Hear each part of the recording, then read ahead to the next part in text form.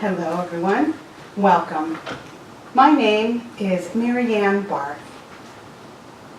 I'm an administrator, counselor, and also a coordinator for a program. The program helps students transition from school to work for students who have disabilities, and welcome. So we'll be discussing school to work transition for students with disabilities. We have 4 learning outcomes.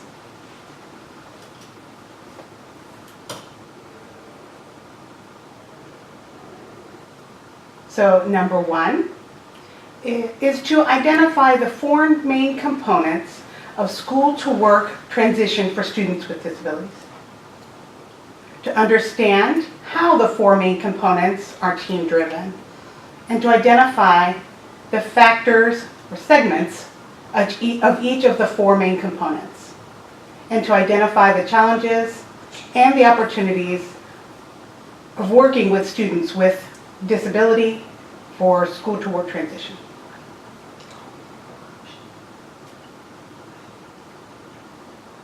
Because students are deeply inspired by the way things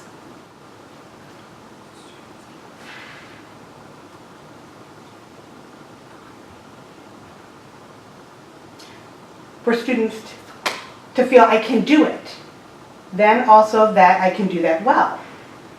Another component is I love my job.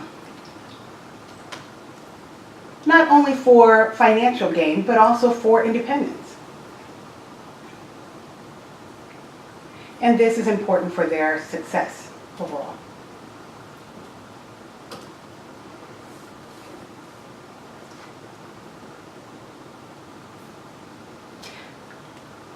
This program has 4 different components. Let me list those for you. 1 is job readiness and the support for that. Case management, vocational and technical training, maybe technical training as well as vocational training, as well as support. So I'll go on and explain each of those components. For job readiness and development of those assistance and support, there is meetings upon meetings. There's always a ton of meetings. So before things happen, we have a meeting, and then we'll have an introductory meeting, and then we'll have a more in-depth meeting to discuss things that have been going on. There's very much a team approach. There must be a team approach for all throughout the program.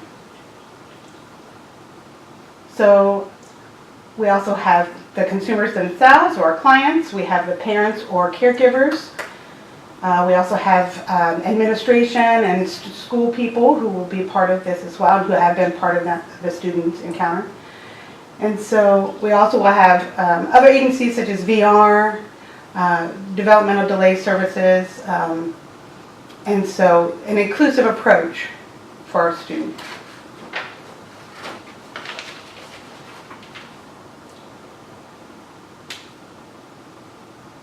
For readiness, we have to have assessment. It's not formal. We have formal and informal assessments.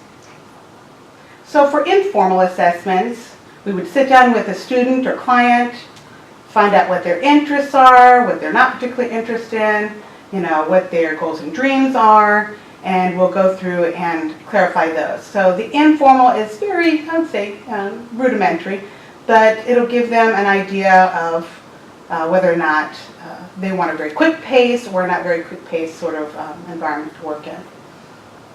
So a more formal assessment will be a written assessment or an assessment done on the computer, and you'll just write down or document those answers. So we'll talk about a few of those different kinds of assessments. You can see on the slide there is OASIS. You'll also see some of the other ones, DAT, that's on the slide as well. The ASVAB, ASVAB. So those are more formal assessments. Keep in mind that this is very reliant on a student's ability and aptitude in written English and their ability to translate that information for themselves.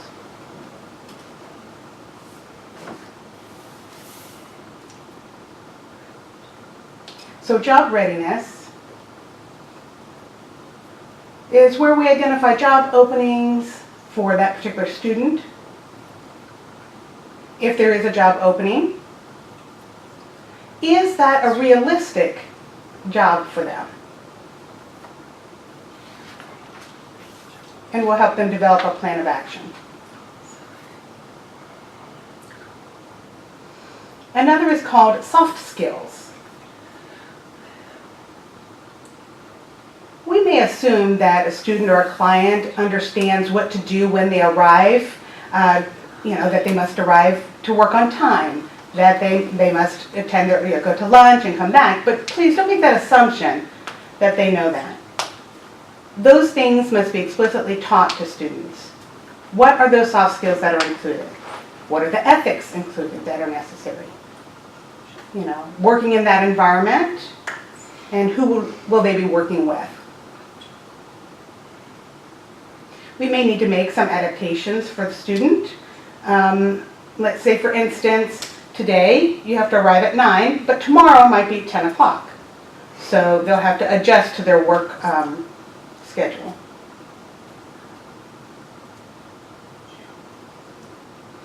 A student must be able to support themselves, which means I may need an interpreter for this encounter. Or I can't see something, so I need you to probably enlarge that.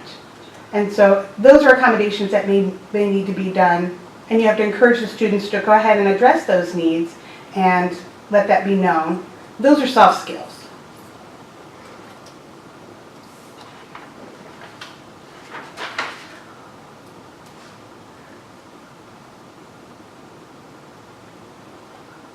Job readiness is not only for the student or client, it's also for the employer as well as the other employees as well.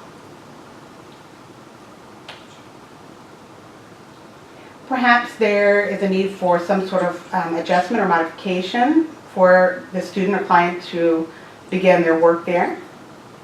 Perhaps if the schedule is everyone starts at 8 o'clock, but transportation is an issue and will not arrive until 8:45, perhaps the student can arrive at 8:45 due to transportation needs. So there may also be the need for job restructuring.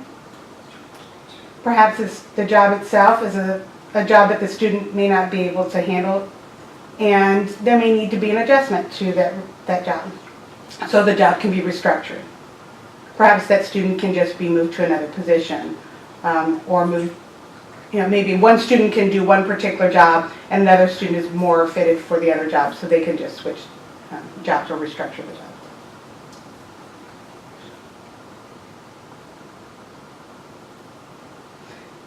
Accommodations, I know there's this big law out there called the ADA, the Americans with Disability Act.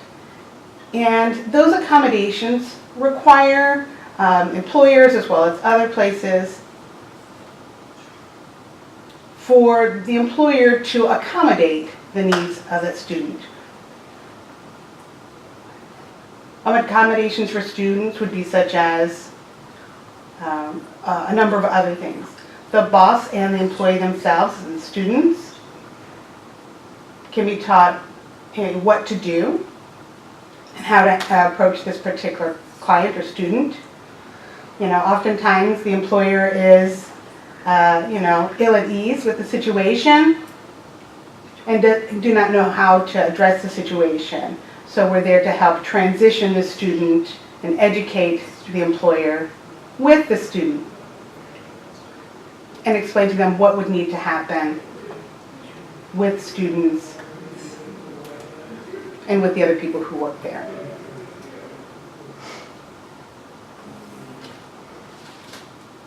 Okay. So now we're moving on to case management. Case management, a lot happens in case management. There's quite a bit of work involved.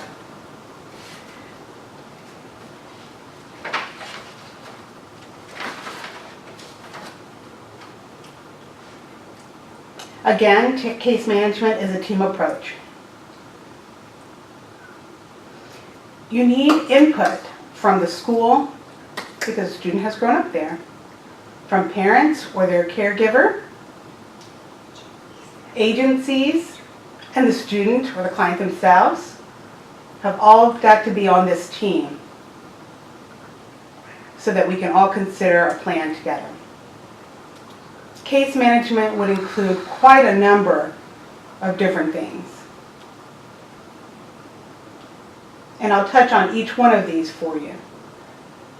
And we're seeing some of these more and more, that we sit with a student and we ask them questions and they've got to answer a whole host of questions. And you need to go ahead and, even if it's not included in our slides, do whatever is necessary to make the student successful in this situation.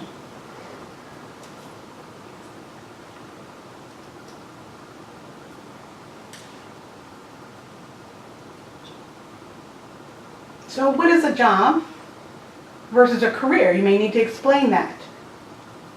I know we tend to use those words interchangeably, but they're not the same thing. So you may need to explain to a student what is a job and what is a career. Also, transportation. What does transportation actually include? Can a student get a driver's license or not? Can the student perhaps use public transportation, like a bus? Maybe they live very far away from the bus line and there's no bus line near them. Again, that's part of your responsibility in case management to find out what's available to that student. It may be a wonderful thing to get a great job, but if transportation is not dependable, then it will break down the whole situation. Housing is another issue. For them to learn how to live on their own, as well as independent living skills. There may be the need for a group home, but where will that be located? Where is the housing? What is exactly included in housing for them? If they want to live independently, do they know how to cook? Do they know how to wash clothes? Do they know how to do the whole host of things that are needed under housing? What do they need for the job itself? Sometimes it requires special clothing or shoes or specialized equipment for that particular job. Whatever it is that they need, perhaps it's a visual calendar or a visual schedule that will tell them what it is they need to do, when is maybe break time or lunch time. And so the calendar may need to include all that information, including holidays. Whatever it is that they need to help that student become as independent as possible. Healthcare. Healthcare, many students do not understand what they need for healthcare. How to go and make an appointment for a doctor's appointment, for a dentist appointment, how to make these appointments and what to do, because they've never had to do them before. So teaching the student how to do that. Once you arrive to your appointment, what do you do then? There's usually a stack of papers to fill out. Can the student fill them out? And if not, let me back up for just a second. There may be the need for a binder with personal information in it that they can utilize to transfer this information from their personal information onto the paperwork they would need for their first doctor appointment. Understanding that doctors and hospitals, they have many different forms that need to be filled out. So, discussing disability laws and students' rights. Many people do not understand their rights. They've never studied the laws or know their rights. They've gone into meetings and they've had things explained around them, but may never have really understood what the law itself included. And depending on a student's cognitive level, you've got to teach them the law. They don't know necessarily where to go for help. So you can have a binder or a portfolio, and that would be a place where you would store papers with disability laws and rights and everything, private information, that the student could utilize for different resources that they would need to get help with certain situations. Now, it's possible for them to get this help. Independent living skills. Wow. You have to think of everything from the time that you wake in the morning until you rest yourself at night. You may think that these are rudimentary things that you do on a daily basis, but for many students, they don't understand, how do I shower? What do I do with shampooing or brushing my teeth or deodorizing and other grooming that they need. You will have to teach those explicitly. So it's helpful to have a list that they can check off each task in the morning so that they know what to do next. You may need to, once you've groomed yourself in the morning, you may need to eat, and then you will need to teach healthy food versus junk food. You'll need to be explicit about what time to eat in the morning, what time to leave in the morning, once you get to your job, what to do at that job, and when you're finished working, what you do when you get back home. It may be time to wash laundry. So teaching them how to launder their own clothes, teaching them how to use the proper amount of detergent, as well as the washing settings on a machine and drying settings, folding and ironing, button sewing, all of those things that you would do in your own independent. Also, money is one of those skills. How to make money, how to spend money, how to save money, budgeting skills are necessary. If an item has a cost, you have to compare it to how much money a student has. Many students have never shopped before. Parents have always purchased things for them and provided for them, and so the students do not know how to grocery shop or how to shop for their own clothing. So you have to be explicit. You have to have direct teaching. That is part of case management. If you can find an agency to partner with in case management, that is an option. Another is child care. Many do not necessarily know how to take care of children, and so that is part of case management. If you have children, you go to work, who's going to care for the child while you're at work?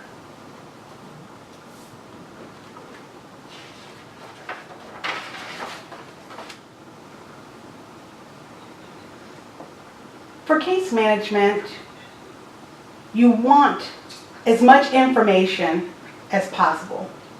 And there's quite a bit of information. You're going to glean that information from school, from the school itself, from teachers, administrators, support staff. Gain as much information as you can. They've seen that child grow up.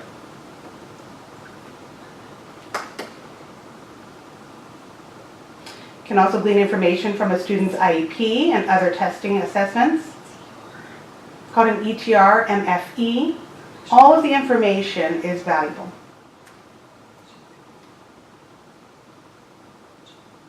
You can also get information from agencies. Agencies can provide some information and other information they cannot provide. Some agencies can provide some information, but not others, and another agency will be able to help fill in some of those gaps and work and coordinate together with those agencies information that you get.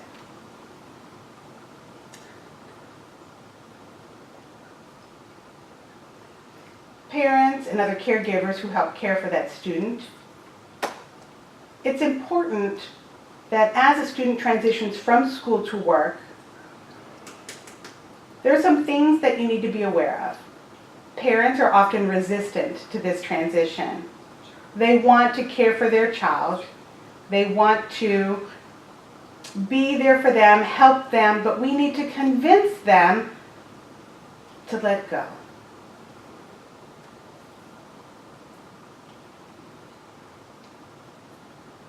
Case management is very much a team approach, as much as job readiness is also a team approach.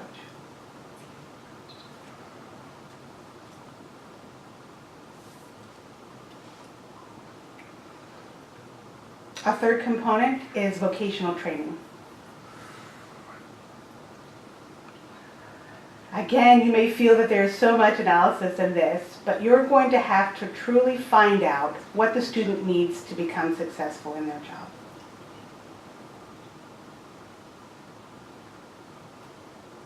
You need to find out what it is that aligns with the student's motivation, their dreams, their hopes, and match that with the kind of job. You don't want an egregious mismatch. Perhaps they have, a second or third grade math level, or they want to become an accountant though, and that may not be a match for them at all. So you need to guide a student or consumer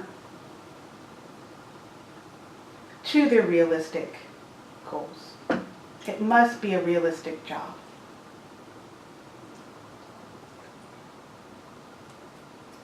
We do have assessments, a variety of different assessments, to assess their academic skills, what is their reading level, and then their comprehension level. Sometimes a student can read right along and it may not be very challenging, but may not have the comprehension to go with that same level. So you'll need to measure their reading as well as their comprehension.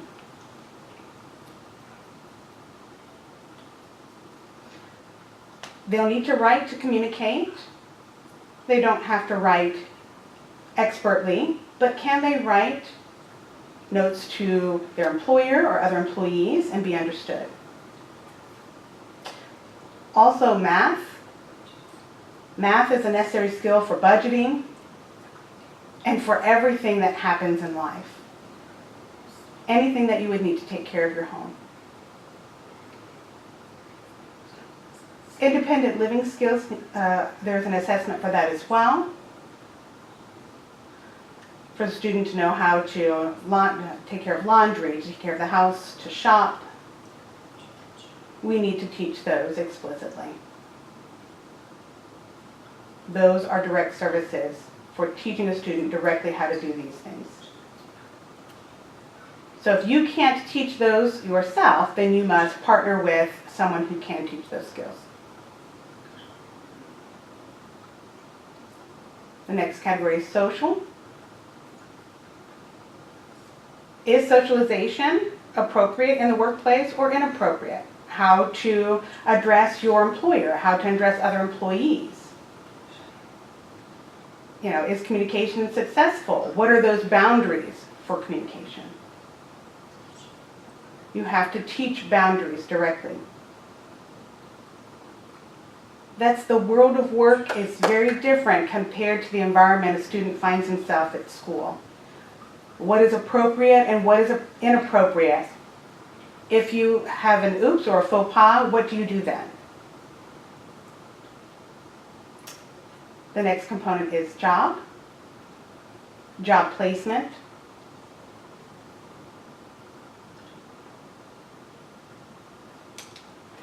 Once I go to work, what must I do? What are the steps to accomplish part 1, part 2, part 3, so that the student can be successful?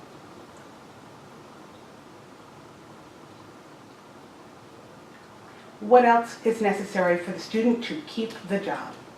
May be easy to get a job, and then the student will be quickly fired. What does it mean to maintain the job? What are those conflict resolutions? How to approach people? What happens when there's a conflict and you lose your temper? What to do and how to teach what to do when things happen. That will include things such as role playing.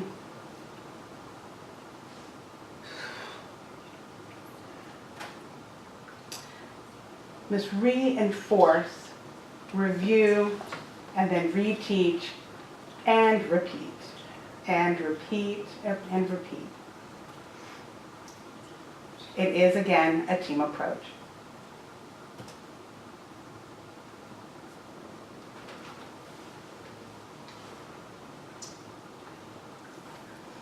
Again, for support, that's our fourth component, support. Support will come from the school. And it's interesting that some people never even think of providing information, and you may have to ask for that information, even so much as asking the janitor or even the cafeteria workers. Those are the people you can glean information from about our student or client. Also, if a student has asked for any kind of standardized test, and we need to get a good picture in our minds of how the student has grown up. Maybe they've met with the counselor at school as well and get information from them. The parents and caregivers, you may need to sit down and ask the parent about their job, and ask them, what do I do every day? And just have this dialogue, this communication with the student. It doesn't have to be anything formal, but if the parent sits down and explains that to a student, and the student knows, then they become more of an adult, and they become independent. And many caregivers have said, wow, this is working for me now.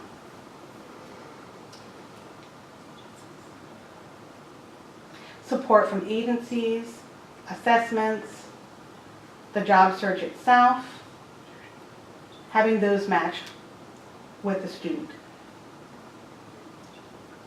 They may provide job coaches, and the job coaches need to be trained. Keep in mind that all students and all job coaches are not necessarily a perfect match. So don't be afraid if, say, a student is going right along in the process and we're trying to match a job coach to them. Don't be afraid to take a moment and step back and reassess the situation. And if you come to the realization that this is not a match, go ahead and reassess that, because the goal in the end is for the student to become successful. If there's a mismatch and you continue, the success of the job will not be there. Agencies can be supportive and can help write resumes, cover letters, can provide interviewing skills and mock interview skills where you dress up for your interview and you discuss how to approach an employer. If you're deaf or hard of hearing, you may need to explain how to use an interpreter, where the interpreter will need to sit. And what happens if the boss starts asking, what kind of disability do you have? And the frustration in that moment, how to handle that. So you have to practice these things.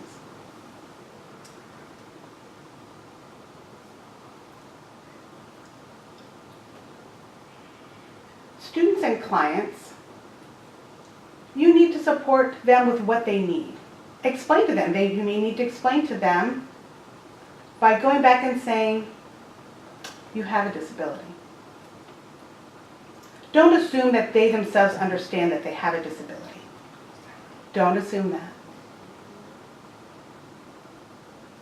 Your disability, and what does that mean? You'll need to explain that explicitly. what are your challenges? And what kind of word choices they'll need to use. For example, I'll give you an example. How do you work well? What does well mean for them? That word well, if you have, so the interviewing process, maybe a student will need an interpreter. So you need to be able to explain what an interpreter does and where they sit. And maybe explain to them what happens if the boss says, what kind of disability do you have? Oh, what do I do then? Some ask that during an interview, and you'll need to address, what do I say when somebody asks me this? I know I learned they're not supposed to ask me this, but they've asked me this. How to handle that. You need to teach them how to approach that situation when it happens in the appropriate way.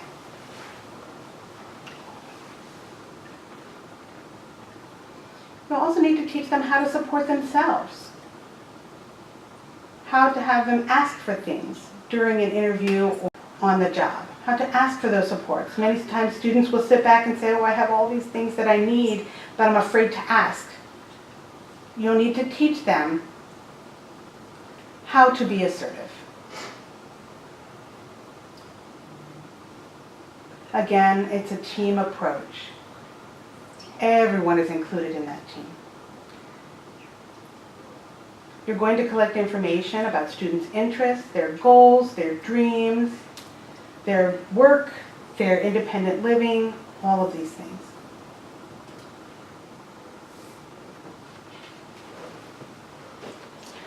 Students/clients need to understand themselves, who they are, what their disability is, and what will be a success and challenge for them. They need to understand and learn, and need to be shown how to make these decisions. And also conflict resolution skills. You may need to use role play to show them how to utilize these skills. Understanding what the world of work means. I've done that before. Skills require, what do they need to do every day? What are their skills that are required for this job? And what they need to do to maintain this job.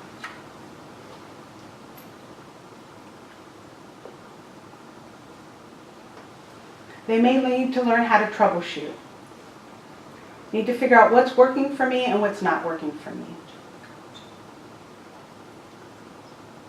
The job coach is also helpful to figure out what it is that's helpful for the student and what is not.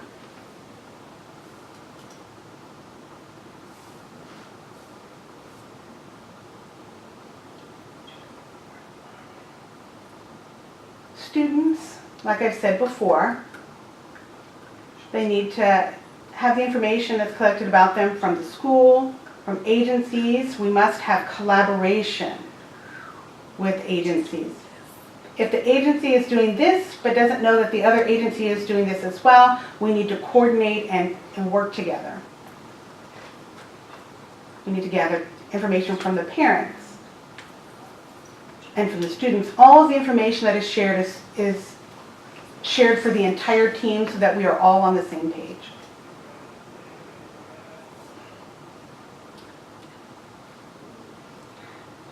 Remember, students with a disability, when they transition from school to work, in the midst of that transition, they must learn how to work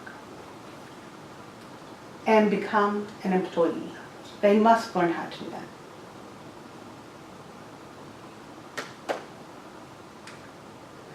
Really, that transition, what does it mean to transition from school to work? Sometimes it feels like not working or underemployment. It feels like a trap. And they feel trapped.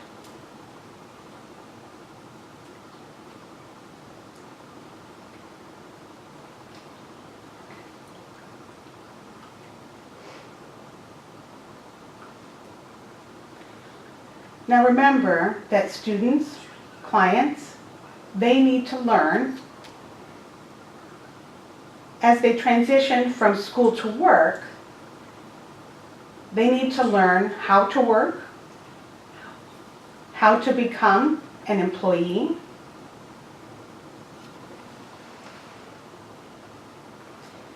and they need to imagine the traps and pitfalls, which can be twofold: unemployment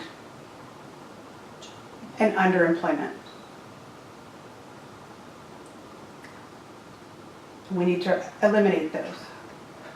And once we've bypassed those traps or pitfalls, we now have a gap.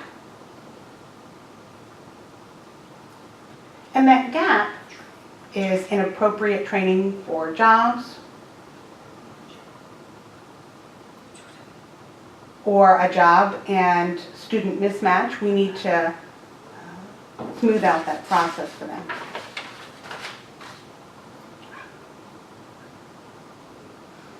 We need to work through that gap. And in order to do that, we provide a bridge for them. That bridge is the agencies, the parents, the students, all working together to transition a student from school to work. That collaboration is the bridge. So basically, the goal is successful employment, so that everything works out well.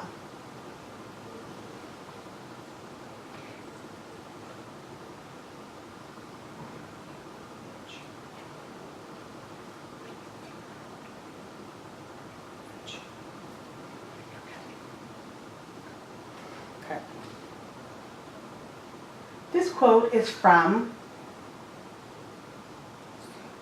the Pacer Center. And it says,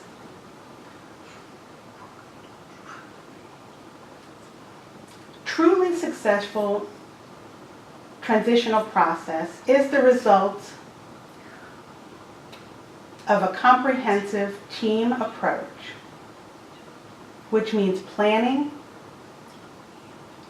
and that planning happens with the students. It begins with the student's dream, with their motivation and passion, their wants, their abilities,